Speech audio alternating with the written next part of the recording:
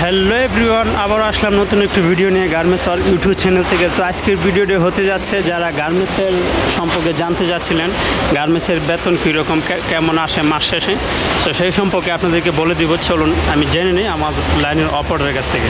High Ibrahim, এই তো ভালো আছি। কী অবস্থা? অডিয়েন্সের কি অবস্থা? এই তো অডিয়েন্সকে যে বলে দেও তো কত টাকা বেতন আসে মাস শেষে, একটু জানতে চেয়েছিল, বলো যদি কিছু বলতা। মানে তো আপনার বৈশাখের ভিসা বন্ধ, শুনছি জানুয়ারিতে খুলবে, যদি খোলে অডিয়েন্সে বলবে আর আসতে। আর মোটামুটি খারাপ না, ভালোই। আপনার মিডিল রাষ্ট্রের দেশগুলো থেকে এই দেশটা অনেক ভালো আছে আমার মনে হয়। যদি আসে মনে করেন অলওয়েজ 50-60 হাজার টাকা বেতন আসবে। আবার যদি আপনি পার্ট টাইম জব করেন সেখান থেকে কিছু পাবেন, ওটা দিয়ে আমরা হাত ফাঁকা চলে যাবে। ভিসা করে আসেন, ভালো একটা এজেন্টের মাধ্যমে আসেন, এটাই বলা আমার অডিয়েন্স।